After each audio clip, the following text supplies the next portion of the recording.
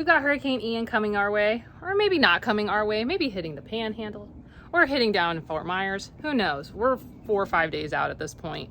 And the reason I say 4 or 5 days is it was saying it was going to be making landfall Wednesday night into Thursday. Now they're saying maybe it's going to make landfall Thursday to Friday. But here's the thing. My dad was pointing it out to me. Oh, and if you got to see the other video, if you want tips for preparing your garden for a hurricane, check out my video with my dad. But he was saying those models actually are plus or minus 200 miles. Which means when it was saying it might hit Tampa directly, that also meant it could be hitting like Tallahassee directly or down to Naples directly. They're not quite sure. And the further we're out, the more they just like, you know, and I mean, I'm not saying, do not take me saying that like the models don't mean anything. I'm just saying up until we're kind of in that 12-hour, 24-hour window, like we just don't know who's getting the direct hit. We will all get soaked. There's no question about this. The storm will be big enough that most of Florida will be getting tons and tons of rain. There'll be tornado warnings throughout the state because, especially on the upper right quadrant, everyone who's going to be there, even if you're not getting hit, higher levels of chances you're going to get tornadoes passing through. So there's still work we need to do, whether we're going to take a direct hit or not. So what we're going to be doing today is we're going to go around the yard, figure out what we need to do. And then kind of like I talked about in that video, we're going to just start wrapping up any projects like AKA the giant mulch pile that I have in my driveway and all the sticks and branches I have in my driveway. We need to make those go away. And then what we're also going to be doing is pulling the cars out, rearranging stuff in the garage so we can start making space for the stuff that needs to come in. And then we'll try to take care of some of the odds and ends that, like, whether it's 3 days out or 2 days out, like we can just get those done. And then we're just going to try to put together kind of a punch list for depending on how intense and how close it's going to hit things we really need to do, because it takes a lot of effort to kind of lock down your house for a hurricane. I mean, we did it during Hurricane Irma, because Irma, if y'all remember, it was like going to go up the East Coast. It was going to go up the West Coast. We had no idea until the middle of the night when the storm was going to finally make the turn, which coast it was going to go up. And then it ended up going up the West Coast. And we didn't know how close it was going to come to Tampa Bay. So we had to like shut down the house. And up until like really close to the end, I think we thought it was going to be a Cat 3. I think by the time it was hitting Tampa Bay, it was like Cat 1, which isn't that bad. Our house is a sturdy house. So we were fine. But the thing we worry about is we're in an evacuation zone. We are a flood zone. And that's not because we have like waterfront property and we're cool like that. Pinellas County is like one of the most flood-prone counties in this nation, in the state and the nation. So we're just lucky enough to live here and have the potential for have a lot of flooding in our house.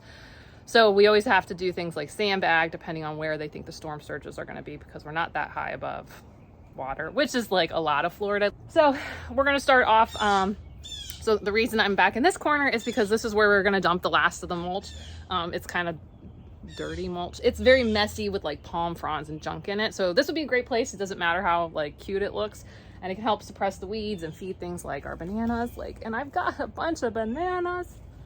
I don't like how close that is to my house, but we got a bunch of bananas. There's actually a bunch of bananas here. I got a bunch of bananas there. So we'll figure out later what we're going to do with those. But right now we just need to get the mulch in here, let it feed our plants, and just kind of get it out of the way. And what I need to start doing to help Ben and myself to move it is I need to get some of just the stuff that I have on the ground in here, like hoses and pots and stuff. So cleaning up the area, get mulch in, and then we'll continue onward. So let's go. So before I'm going to let Ben steal the cart to start filling it with mulch, I'm actually using it to go grab lots of random items that are in the food forest area so that we can be efficient. And also he's knocking down some palm fronds that are going to be in our way because, you know, bananas. Did I say palm fronds? I mean banana fronds. So there we go. Getting ready.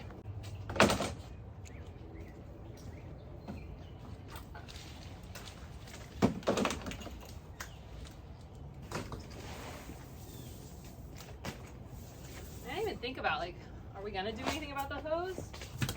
We wouldn't pull this in. But on the flip side, this hose is, I was gonna trash this hose anyways, because it's got a hole in it. So it just needs to go, but today we shall wrap it up. Here, do you want to throw these palms down? They'll just get weighed down by the mulch. You know what? I'll just throw it back here.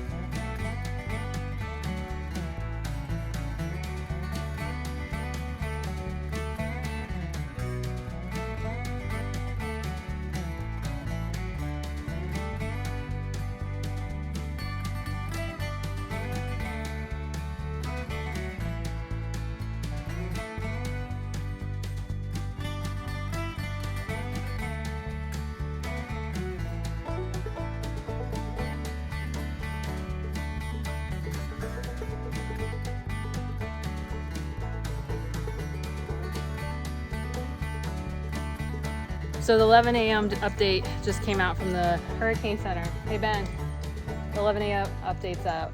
So it looks like we're still going to be Panhandle. It's not going to be a direct hit for St. Pete as of now, but it looks really close to the coastline for us. So we're going to keep getting ready. So what we do, if you're new to the whole hurricane thing, or you didn't know this tip, I don't know. I just know it because of my dad. So what we do is we check the National Hurricane Center every 6 hours. So what the National Hurricane Center does is on the 5s and the 11s, that's when they rerun all their models and then they republish all their statistical updates, wind probability updates, mapping of where the cone's gonna go. So a lot of what you see on the news is just their fancy way of showing all the data from the National Hurricane Center. They don't tend to have their own models. They're just reusing what the National Hurricane Center's putting together. So what happens is right before 5 and 11, the emergency services directors, fire chiefs, like all the different emergency support staff across the state, plus news agencies, plus like the different government agencies like the governor, the senator, like governors and stuff like that, they sit in on a call right before 5 and 11, and that's when they put together their latest information and discuss kind of what needs to happen over the next kind of horizon. And then discussion points are put together, and then you can actually see these on the National Hurricane Center. And if you listen to the news, what they're really doing is just regurgitating this. Sometimes they exaggerate it, sometimes they're just unclear about it, but it's just a regurgitation of what's already on the National Hurricane Center website. So if you ever want to just see exactly what they're basically seeing, at 5 and 11s when they get updates. This is why, like, if you watch news continuously all day, it just, like, one, it's very anxiety inducing, and two, it doesn't seem like there's any news until there's news. And the reason is because of the 6-hour updates. Now, when we get really close to the storm hitting land, then they do the updates more regularly. But basically 5 and 11, 5 a.m., 11 a.m., 5 p.m., 11 p.m., they update the website. So if you're looking for kind of like the raw information, you should go there at those times. And then they just do tracking updates, like as in the storm was here, now the storm is here. They don't update all the modelings and their projections, but they do that at the 8s and the 2s. So if you want to get some of the more direct information, the way my dad and I do, it also has some of the wind speed probabilities for areas. Like if you can go like digging around, you can find a lot of information there. So I highly recommend it. That's what we do to keep ourselves up to date. So we just got 11 a.m. update. So we're going to keep going, because I do foresee us getting a lot of rain. I would be concerned about wind surge, storm surge, water. And then because that upper right quadrant, if it passes really close to the land, not necessarily us, that could mean we would have tornado activity. So we still wouldn't want debris hanging around our house.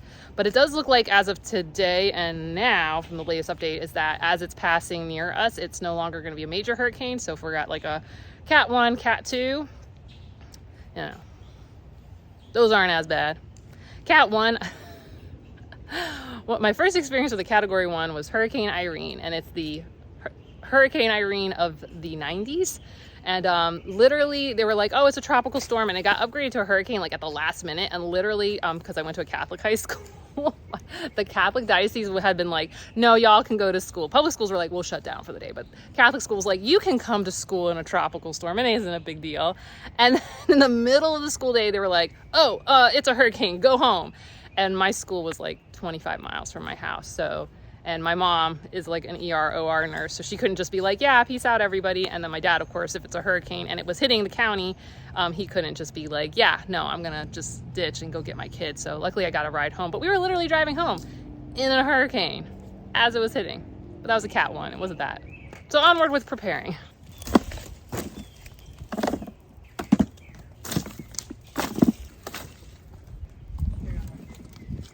So one of the things I talked about with Ben was he was pulling the stuff out of the pile, which, good idea. But then he was just throwing it on the far end of the pile. Not a great idea, because you're gonna end up touching it and then touching it and touching it again. So we've set up a little system right now of like, the big palm fronds are over there, and then I kind of like cut them in half so that we can fold them. And then a lot of the other, like, I don't know what you want to call them, like the palm husks and stuff like that, that's getting piled over here. So then we make like a cart of that stuff and then put it down and then put the mulch on top of it. So we're not touching, retouching, and just making this an even longer process than it has to be, because this pile is a mess. Normally this would take like Ben and like a couple hours to knock out, like just between both of us, like going. But the mess that it's been, it just takes like forever and ever. And now it looks like it's gonna rain.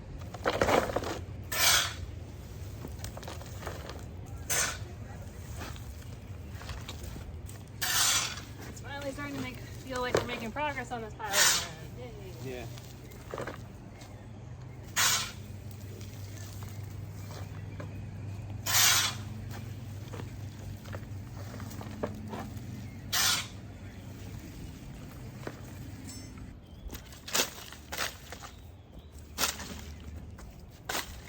So Ben is still continuing to work on the food forest section, trying to move a lot of mulch, but I remembered I did need mulch for my sweet potatoes and I've been meaning to do it for a while. So I'm going to move all these vines. Oh, here. Yes. This mess, I'm going to move it back inside here, and then I'm going to put mulch on top.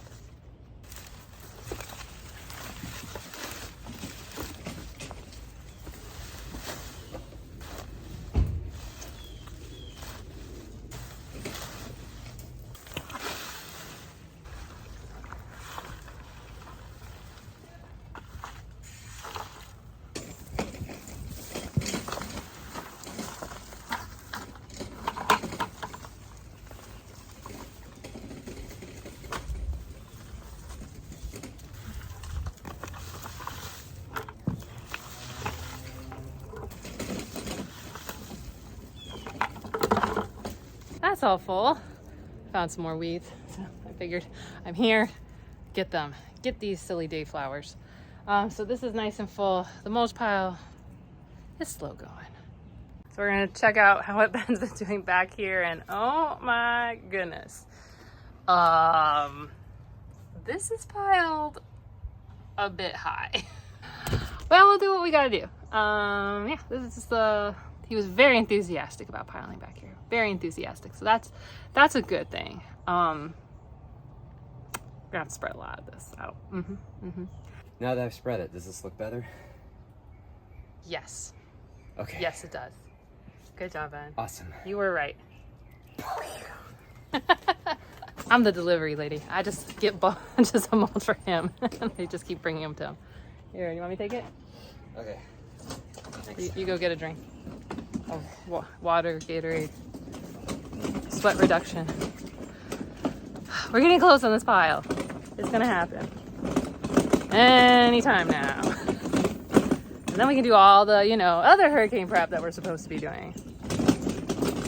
So what I did is I dug a trench. I don't know, can you see it? My trench through the mulch pile, because I'm trying to find all these like palm logs and palm fronds, which are big pain.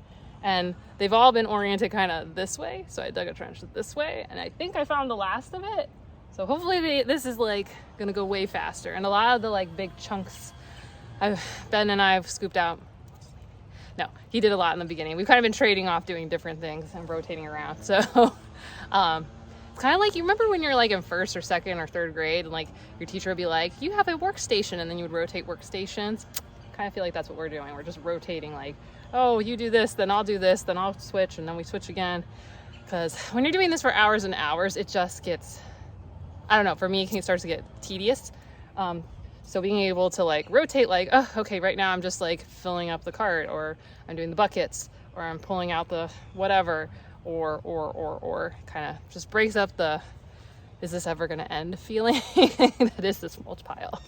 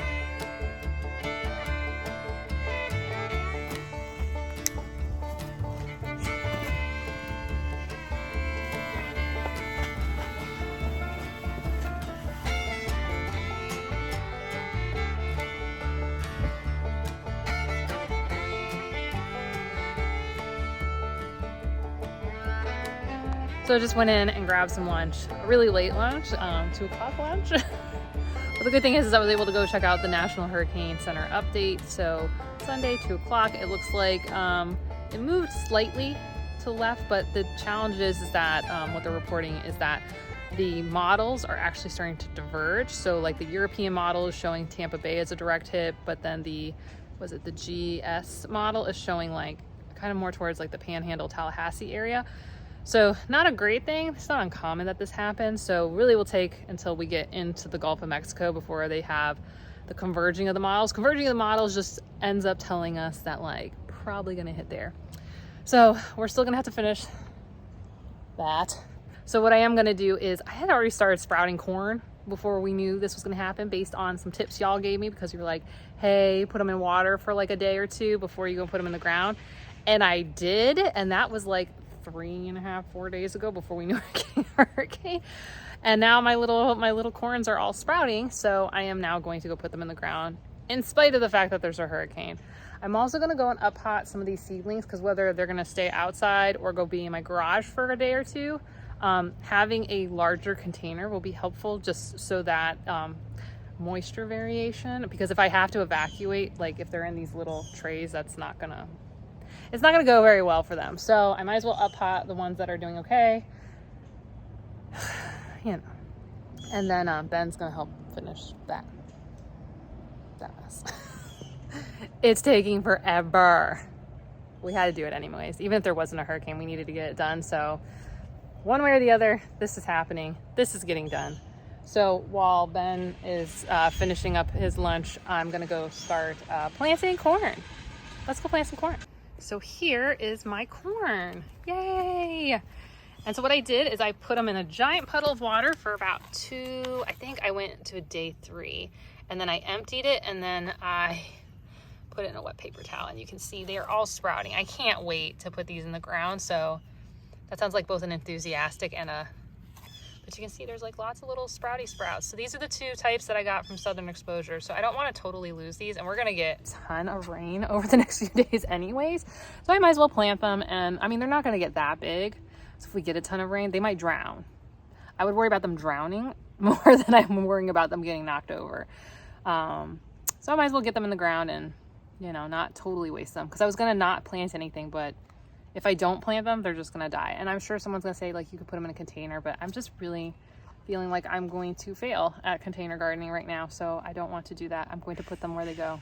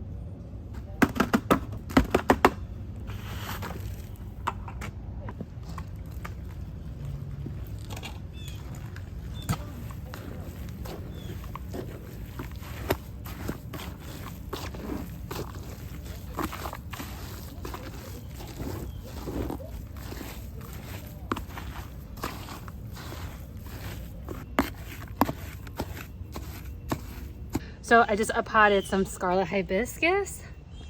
I don't know if I've killed it. Spring Meadow and Hill Farm. Oh, am I saying your name right? I'll write it right here. She sent me some cuttings, and she has a video on how to go and propagate scarlet hibiscus from cuttings and seeds. And I watched it, but because these were dried out cuttings, I'm not sure if I'm doing it right. But I'm very appreciative that she sent them to me. I'm really excited. So I'm putting them in bigger pots because with all the shenanigans, the little ones, I'm very clearly going to kill them in that way. So I hope I have not killed them yet. And then what I did is I just rehydrated some soil here, and I'm going to start moving my little veggie starts in here. Like normally you wouldn't put them in one big pot, but just because depending on what's all going to happen with the hurricane, whether it comes close to us or not close to us, I'm going to be moving stuff in and out. And when you just have a lot going on, it's super easy to miss watering things. And there's going to be a whole bunch of junk in my garage. So if this is all coming in my garage, it's going to be harder to access. So if I have a pot that can retain more moisture and kind of get them through a little bit longer, that'll work. And what I'm also going to do is I'm actually just going to take the swamp milkweed that I propagated. I'm just going to go put it out in the yard. And I'm just going to put it between some things because my feeling is that we're going to be totally fine. But you never know. But my feeling deep inside, like when Irma was coming, I had the feeling like, this isn't going to be good. It's coming close to us. This one, I don't know. I just look around and the feeling, I don't know. That is not data driven. So do not be like, well, Jacqueline said I didn't need to prepare because she had a feeling. Bad advice. Don't take that. But based on just my experience, I don't know that I really want to take the effort to pot those. I'm just going to put them out there. And if they live, they live. They die, they die. It really honestly was just, I made a video for it and I'm just going to put them out there. So this, let's fill up with some vegetable starts. So I don't honestly remember what everything is. I know what some of them are. So I know this is basil. I think these are the really good tomatoes, like the early mid stuff. So I'll put these ones in first. And we're just gonna pop out my little starts. Oh, okay. Well, I guess we don't have a ton of root system, so not bad. So I'm just gonna pop them out and wherever they want to break off. So basically this seems to be where they want to break off. That's fine. That means they really don't have roots deep yet, so not a big deal. This is falling apart very fast. I don't like that. And these are not going to be their long-term homes. This is legitimately just so I can get them through a storm.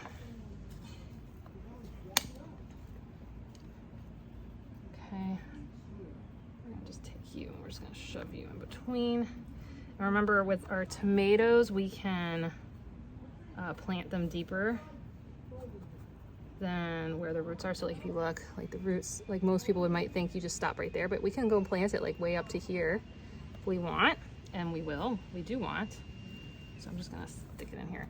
This means that everything's gonna get mixed up later, and later I'm just gonna totally forget. You can all help remind me and be like, Jacqueline, what were you doing? You're planting the whatevers near the whatevers, and that's not what you want to do. Okay, let's just go like this. There and there. Okay, so near my basil will be my early mid 4th of July's. And I got 1, 2, 3, 4, 5 of them still. It was total hodgepodge. No, what the heck is that? Are these milkweed? I swear these look like milkweed to me. This is gonna be a fun pot later. Be full of mystery and surprises and fun. And then I'll put them in, and then later what will happen is you guys will go like, Jacqueline, that looks like a whatever plant to me. And I'll say, you know what, you're right. And we'll all have a good laugh about the shenanigans. So that's all that. So it looks like we might have 2 or 3 milkweeds right here. I suspect when I reused some of the soil after I had done one of my milkweed projects that there might have been seeds that were viable, and then once everything got agitated. And then it looks like we've got a handful of the good tomato. Oh no, what did I do? Did I just squish everybody? Okay. It looks like we got a handful of the good tomatoes, which were the 4th of July, early mid, whatever they were called. We got some basil in there, and we got some eggplants. Lost a lot of stuff because I was on vacation, and then things kind of went south on me pretty fast. So we will be a good parent to these, and we will allow them to grow in here, and we'll see what happens. Okay, so I'm gonna take this soil and I'm actually gonna use it to fill some spots, and I'm going to go plant these 2 milkweed seedlings out in my native landscape out here, which is looking so pretty. this storm's gonna pass us by. It's gonna pass us by because I was actually planning on doing a tour 1 month later of the wonderful native landscape because it's looking really good and I feel like you guys would enjoy a 1 month update. So we will not do that right now, and instead we will plant 2 swamp milkweeds in there and have a good old time doing that. So you can see my butterfly weeds there, and then like the world milkweed's like somewhere over here. And so there's milkweed kind of all around this muhly grass. So I'm gonna put it here just because then it's a little bit harder for the monarchs to get to. They have laid some eggs on my butterfly weed already, but I know they really like swamp milkweed, and these are small, but I think with enough plants around, I've noticed that they haven't been like huge fans of dipping in too close to the muhly grass, which I think has a really good like mix then, because when they're small, you don't really want them putting eggs on them and going nutty. So having the muhly grass kind of be like until it gets bigger, you know, not the muhly, the swamp milkweed gets bigger, you know, kind of keeping the butterflies away from it is not a bad thing. So I think this combo might work really well. So I think I'm going to put them in right here in between the blazing star and the muhly, and I'll kind of keep them away. So I've got 2 I can just put in really quick here.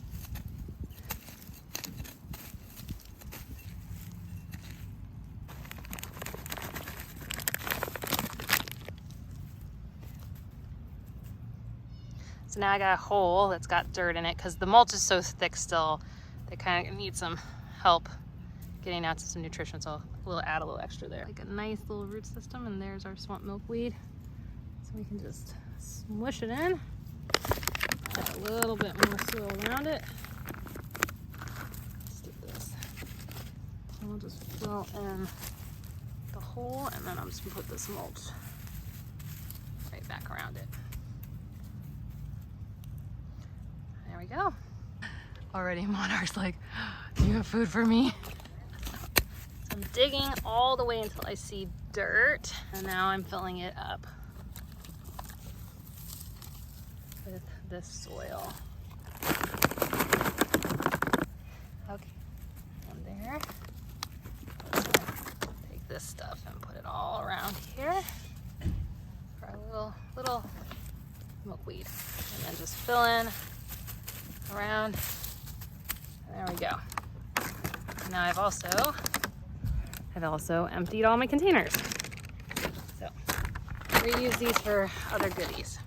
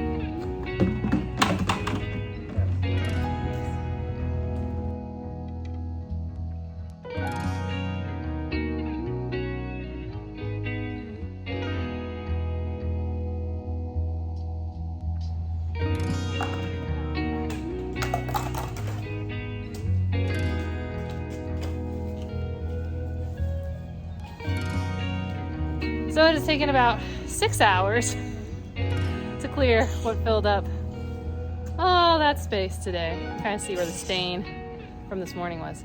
6 hours. So both Ben and I working pretty nonstop. So we got that done. Yay! And let's go take a look at kind of our preparation for a hurricane, or just getting stuff done, whichever it's going to end up being. Who knows? All the work is valuable at the end of the day. So we pulled all of our sweet potato vines up from the ground, put them back in the bed, filled the bed. Now the bed can go and make more sweet potatoes. Very exciting. You see I've trampled a lot of my on my frog fruit, but it's still alive. I pulled some weeds, so that was great. We planted our sprouted corn. Yay. So if we don't get a hurricane, that's already going. So that's very exciting things for us. So we can see the food forest looking pretty good. Whether we get a hurricane or not, this is looking so much better. Covering up all the weeds, making sure we get future nutrition for all of our wonderful plants. Mulberry's happy. Oh, look at our climbing asters, so happy. Papaya's looking happy. Everybody's looking happy. Even my little tiny aquatic milkweed. Ooh, shiny coffee filling in, continuing to fill in really nicely. And lots of native plants happening here. My avocado's gone crazy. But yeah, so this is looking really nice and neat and tidy. So we got all of that done. Then of course we went and just pulled just all the stakes around the garden. So from our little butterfly stake that usually is here to kind of our perimeter stakes for the vegetable garden, those have all been pulled and put away. We pulled up some of the pots that were empty and we put those away. And then of course we went and transplanted some of our starts that will have a little bit of a harder time if they have to go into the garage and hang out there for days if they're in those little tiny containers. So we moved them into bigger pots. Now, of course, it's not a waste of time whether we have to move them inside or not, because guess what? They can grow either way, but this will give them a better chance if I do have to move them inside, just to keep and maintain a good level of moisture, because, you know, if I do have to evacuate, I'm gonna be gone. But we get a better chance here. And if I didn't, it wasn't a waste of time. So both of those got a nice little chance, and I'm just leaving them here right on the edge of the garage so that when and if I have to move them in, they're really close so they can still get some sunlight, regular rain and water out here, no issues. And then we did take our extra soil and we went and we put in our swamp milkweed. So we've got our swamp milkweed hanging out in our native landscape right there and there. So they're hanging out with the butterfly weed and the world milkweed that's over there. And look at all those pretty flowers. They're starting to look so good. So we've got all that accomplished. Now let's just take a quick walk around of the whole garden, and I'm gonna point out some other things that are just gonna hang out there until we kind of know what's gonna happen. If it's just gonna be a tropical storm, like watch warning level, I'm probably not gonna do most of these things, but there's some ideas in case you need to do some of these things to think about. So when it comes to my arches, there are a couple things that are hanging out here. So little like chimes and stuff like that we'll pull in if we've got a storm coming our way. I do need to move this fire pit. Ignore that foam block, that's just getting gone. I have this aloe plant someone gifted me and I need to go figure out what the heck I'm gonna do with it. I'm probably just gonna throw it in the ground. Gates will be closed up and locked. Bananas, we're not gonna worry about those at all, especially my dwarf varieties. When it comes to my patio, all of this would have to be put away if we were gonna have a storm. So we would actually clear this entire area and shove it all in our garage. It's a bit of a mess. We've been playing out here quite a bit. I've pulled up all the stakes in the backyard. But one of the things, that's why I walked back here, that I would need to pull down are orchid pots. So look for any of your hanging plants. None of these are gonna hold up well beyond like a tropical storm. Though Hurricane Elsa hit was Category 1 and I had totally forgot to do anything about these, and they were totally fine. I will not be removing any of these posts. They are really deep in the ground. But I do have multiple plants that are like that. And when it comes to this final area, I know Ben was asking me, are we gonna move the compost? But because it's full, it's a very weighted object. And if for some reason it would get filled up, which would be very unlikely unless we were in a major storm, and I mean a high major storm, it's not going anywhere. And if it did, it's not gonna really harm anyone's property. We won't be taking this out. It's also pretty deep in the ground. The hose I will leave out. There are a couple other pots that are very heavy, like this one, that I would only move if we were having a major storm, which we aren't at this point.